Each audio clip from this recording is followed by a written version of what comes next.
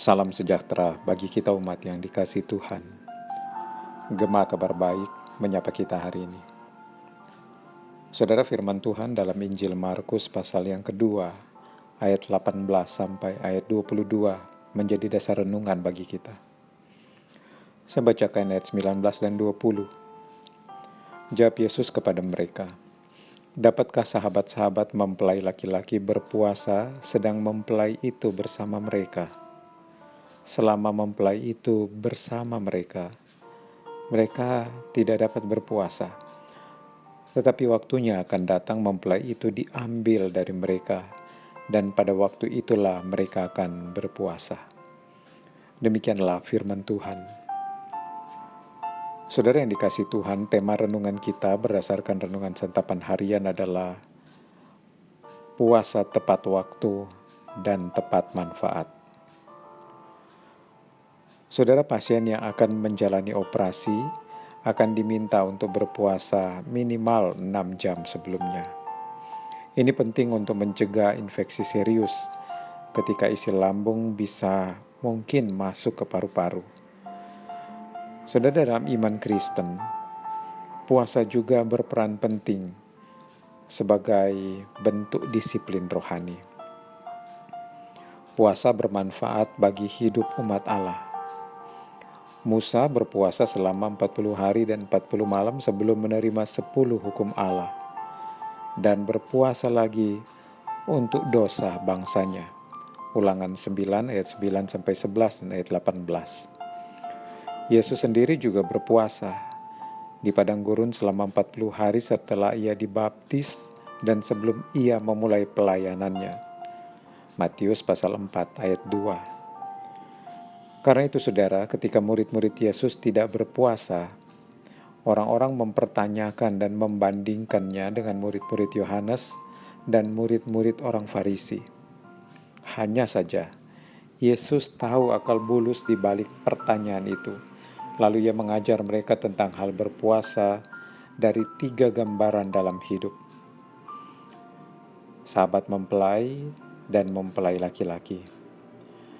Tambalan dari baju yang baru pada baju yang tua. Dan anggur baru yang disimpan di dalam kantung kulit lama. Saudara, dari sini kita belajar 2 pemahaman penting. Pertama, puasa terkait dengan penghayatan akan karya Allah, bukan sekedar ritual agama ataupun rutinitas saja. Kedua, puasa terkait dengan hidup baru sesudah keselamatan, bukan beban tuntutan yang dipaksakan. Atas dasar pemahaman yang demikian, barulah kita dapat berpuasa pada waktu yang tepat dan menghasilkan manfaat yang tepat pula. Pada masa lalu maupun masa sekarang, puasa sama pentingnya dengan pembacaan Alkitab dan doa syafaat. Seperti disiplin rohani lainnya, puasa mesti dijalankan dengan makna yang benar.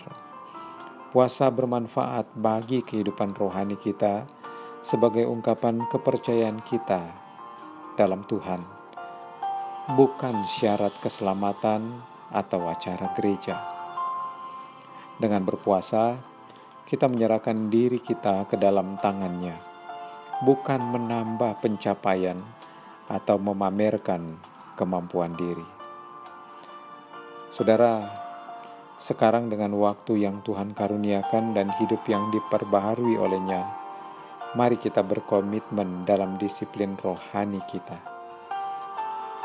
Menunjukkan kita semakin dekat dengan Tuhan, bergantung, dan hidup kita mau sejalan dengan apa yang menjadi kehendak-Nya. Tuhan memberkati kita. Mari kita berdoa. Bapa di surga, terima kasih untuk firman-Mu. Terima kasih untuk setiap pengajaran yang Kau berikan kepada kami. Dan kami mau berserah kepada Tuhan.